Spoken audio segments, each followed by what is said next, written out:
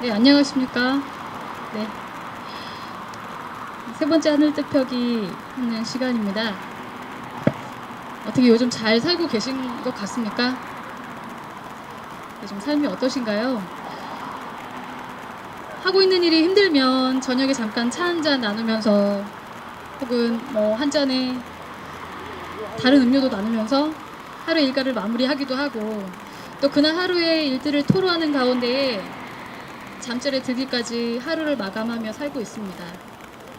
겉으로 보기에는 사실 그렇게 피부에 와닿지 않는 것 같은 이 일들 가운데 우리는 살고 있습니다. 그리고 향림교회를 다닌다는 이유로 혹은 조금 더 우리가 진보적인 삶으로 더 깨달음의 길을 가는 것으로 인해서 마음들이 좀 부족하지만 뭔가를 해야겠긴 하는데 그것이 뭘까를 매번 생각하게 되는 시점에 와 있는 것 같습니다. 제가 오늘의 본문 말씀을 통해서 한국이 참 불쌍한 나라구나를 한 번 더 생각하게 되었는데요. 그것은 별일 없고 우리가 평화롭게 사는 것처럼 보이는 그 삶의 이면에 생각해보니 저희가 학교를 처음 들어갈 때부터 졸업하고 후에 어떻게 살아가고 있는가를 조금씩 살펴봤는데 이런 삶을 살고 있었더라고요. 처음 학교에 들어가서 깨우치게 되는 건 우리에게 적이 있다. 그것은 전쟁이 있었는데 북한이었고 그 북한은 나쁜 놈들이라서 우리가 평생을 그들과 싸우면서 지내야 한다라는 어떤 강박관념을 심어주는 일들부터 시작해서 또 졸업을 하면 편하던가요? 군대를 가야 하고 군대를 보내줘야 되고 그 군대에 가는 생활 동안에 그 20대 남짓의 어린 나이에 총과 칼이 쥐어져서 싸워야 한다. 모든 폭력에 노출된 삶 가운데서 우리의 머릿속은 흑백 논리, 적 아니면 내 사람, 편집적인 이러한 증세들로 지금의 삶들을 영위해 가고 있습니다. 폭력성의 실상은 또 이렇습니다.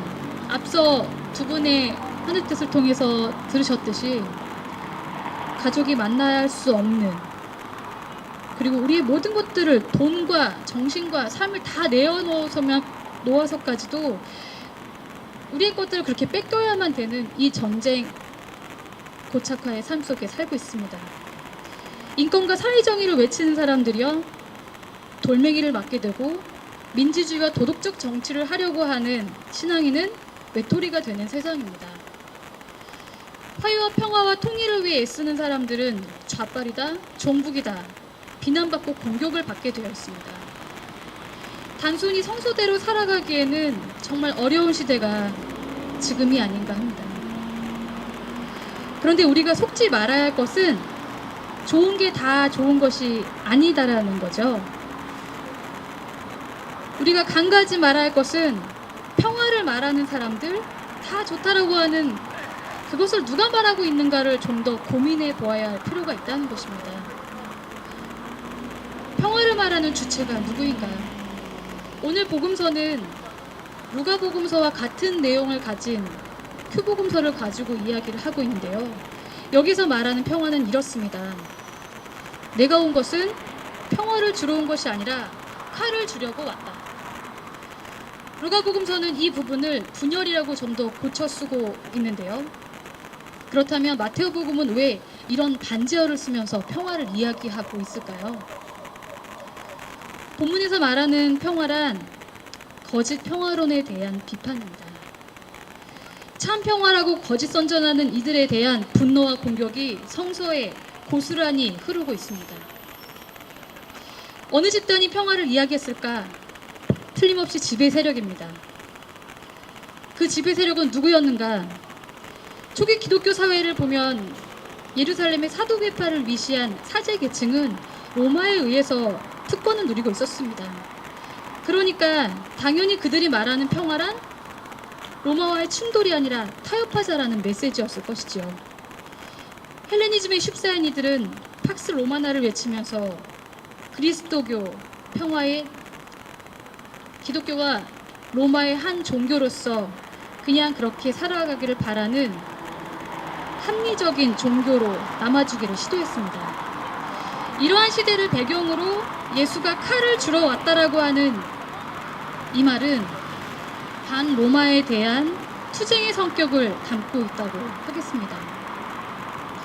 예수의 분명한 의식은 철저한 결단을 요구할 때, 이 정의를 위해 결단해야 될 때 장애가 되는 것이 있는데, 바로 오늘 본문에서는 그것이 혈연 집단, 가부장제 사회 안에서의 그 혈연 관계가 굉장히 끈끈하여서 이것 때문에 오히려 예수를 따르는 일이 방해받고 있다라고 고백하고 있습니다. 소위 예수를 따르려고 할 때 혈연 제도의 한 단위로 한 그 소유, 이것이 진실을 위하고 정의를 위한 결단을 방해하다라는 것이죠.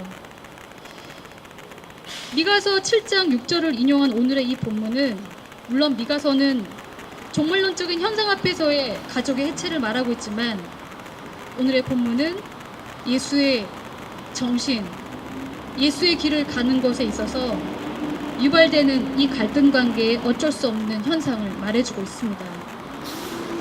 한마디로 예수를 따른다는 이 길로 간다는 것은 종말을 살아가는 이 시대에 단호한 결정, 그리고 거기에 따르는 분열과 분단됨을 우리가 겪어내야 한다는 것입니다. 예수 시대 가족처럼 이 시대에 우리가 평화의 길을 가는데 결단을 하지 못하게 하는 가장 큰 것이 무엇인가? 바로 자본주의입니다. 자본의 힘입니다. 아니, 더 정확히 얘기하면 이 자본이 가져다 둔 잘못된 저희의 가치관입니다. 보다 더 훨씬 많이, 그렇게 우리의 욕구 위에 세워진 이 사회는 가부장제 혈연 집단보다 훨씬 더 강력하고 무서운 장애가 되고 있습니다. 알게 모르게 돈에 농락당하는 것, 제가 향림교회 발을 나오면서 10분간 여기서 여기까지 오기까지 여러 가지를 생각하면서 저에게도 어떤 것들이 이 많은 자본주의 힘에 의해서 움직여가고 있는가를 생각해 보았습니다. 정말 많더라고요. 정말 저희 안에 정신에 들어와 있는 이 자본주의와의 싸우는 작업이 오늘 성서가 또한 얘기해주고 있는 한 단면입니다. 오늘은 여러분들이 사드 배치 반대, 평화를 위한 거리기도에 함께 드리고 있습니다. 저희가 여기서 꿈꾸는 것은 한마디로 평화입니다. 오늘의 불이 북과 남으로 갈라놓고 이득을 취하는 정부와의 단체들, 그리고 미국을 비롯해서 분열을 부추기고 끊임없이 전쟁을 통해 자신들의 부를 확충하려고 하는 이 모든 것들로 함께 싸우고자 하는 싸움판입니다. 우리에게는 세상이 말하는 겉모양 좋은 평화보다 분열을 일으켜 사람들에게 힘듦을 강요하는 것 같지만 어쩌면 이미 일어날 수밖에 없는 이 싸움판에서 칼이 필요한 시점입니다. 이 칼과 더불어서 잘못된 질서에, 잘못된 가치관에 대항하는 것이 바로 우리의 과제가 되겠습니다. 자본에 물든 기득권의 질서가 붕괴되어야 비로소 우리가 더더욱 예수의 길을 갈 수 있습니다. 왜 우리가 군복무가 의무여야만 하고, 왜 북을 미워해야만 하고, 가족은 서로 볼 수 없어야 하고, 수많은 돈을 들여가며 전쟁 연습을 해야 하는 것일까요? 우리는 이제 각기 선 자리에서 우리의 각자의 십자가를 지고 칼이 되어 정의를 세우기 위해 정말 각오를 하며 살아가야 하겠습니다. 종교는 온정 없는 세상에서 온정이어야 하고 정신이 없는 상태에서의 정신이 되어야 한다는 말처럼 현실적인 비참함에 대한 싸움, 그 한 거, 바로 이것이 오늘 권력자들이 말하는 평화, 있는 자들이 말하는 그 평화에 저항하는 우리만의 평화와 일맥상통할 것입니다. 우리가 있는 자리에서 그저 신들의 예속당한 채 안전하고 안락하다고 누리기보다는 차라리 해방되고 자주하며 고통당하는 것이 훨씬 낫다라고 하는 프로메테우스의 말처럼 우리가 사는 이 땅에서 우리가 조금 더 어렵지만 세상이 말하는 저항, 평화 앞에 우리가 뜻하는 진정한 예수의 평화를 이루며 사는 우리가 되기를 바랍니다. 우리 함께 침묵으로 기도드리겠습니다.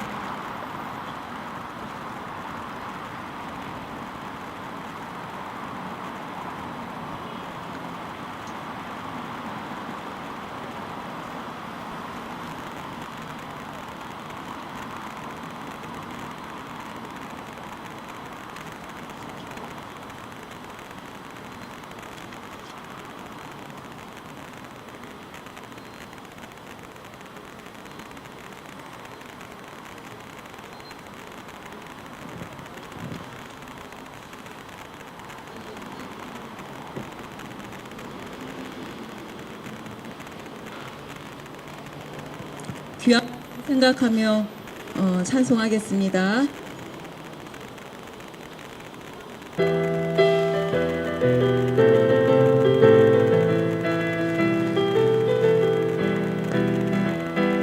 하나님 뜻대로 이 세상 창조하시고 우리의 평화 약속하신 주, 자유와 평화와 사랑의 꿈을 위해서 우리는 모두 기도합니다.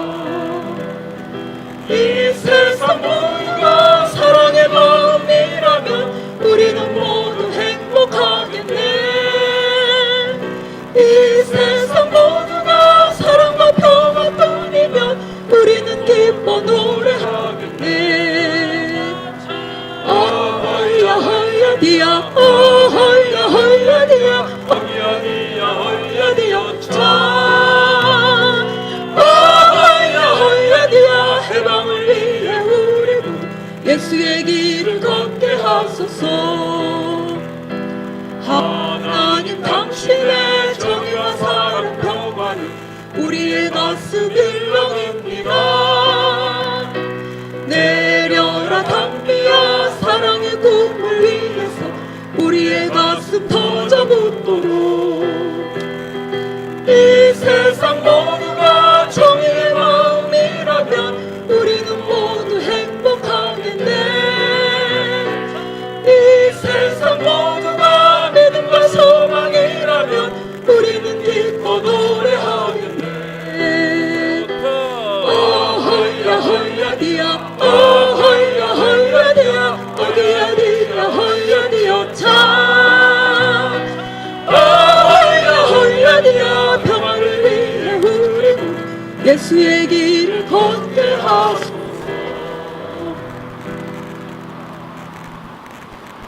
가능하시면 옆에 분과 손을 잡으시고 공동 축도를 나누겠습니다. 주 예수 그리스도의 은총과 하나님의 사랑과 성령의 사귐이 평화를 염원하는 이들의 모든 삶의 자리에 함께 있기를 주님의 이름으로 축원합니다. 아멘.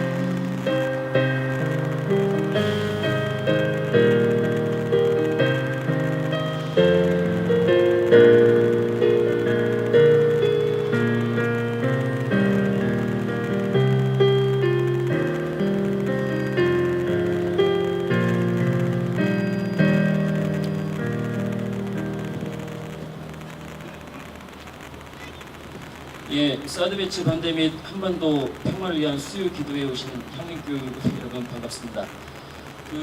오늘 아침 점심까지만 하더라도 거리 기도를 할 수 있을까 많이 고민했는데요. 하여튼 이렇게 거리에서 다시 뵙게 돼서 반갑습니다. 지금 오늘 하늘 뚝배기가 3번이나 있었어요. 그래서 조금 뻑적지근하지 않으세요? 이렇게 좀 어깨도 좀 하시고. 저쪽은 오른쪽을 봐보세요. 제가 현수막을 하나 마쳤습니다. 수요기도회를 하면서 지나가는 시민들에게 저희의 주의 주장을 이렇게 했는데 잘 나왔나요? 현수막이요? 예, 현수막 조금만 좀 높여주시고요. 우리 같이 하늘 뜻도 많이 듣고 이렇게 기도도 많이 했는데 통성기도 한번 해보는 건 어떻겠습니까? 예, 제가 통성기도를 힘차게 외치면 교우 여러분들께서는 끝에 네 글자만 힘차게 한번 외쳐주시면 뭐 많이 해보셨죠? 예, 한번 외쳐보겠습니다. 정전협정 폐기하고 평화협정 체결하라! 예, 사실은 그 옆에 K 보고 할 이야기가 아니고 저 미 대사관을 보면서 해야 되니까. 자, 한번 하겠습니다. 국가보안법 철폐하라! 한미일 군사동맹 철회하라! 예, 그리고 주요 핵심 과제입니다. 한두 달 안에 사드가 배치된다는데 우리 결사 반대하는 거 맞죠? 예, 전쟁 연습 중단하고 사드 배치 철회하라! 예, 일본의 집단자 이권 반대한다! 한반도 재친년 내역 절대 규탄한다! 예, 저희는 늘 깨어서 기도하고 힘써 행동할 것입니다. 또 다른 예수 현장에서 다시 뵙도록 하겠습니다. 수고하셨습니다. 오늘 저는 그 사랑하는 가족들을 만날 수가 없어서 이렇게 애타게 울부짖고 계시는 김현희님을 보면서 이것은 개인의 문제뿐만이 아니라 우리 가족, 우리 역사, 우리 민족의 큰 아픔이라고 생각합니다. 여기 광화문에 와서 저기 펄럭거리는 성조기를 보면서 그것이 더욱더 크게 다가왔습니다. 오늘 참여하신 모든 분들 평안히 돌아가십시오. 그리고 희년 여신도회 회원분들께서는 잠시 티타임이 있는 것 같습니다.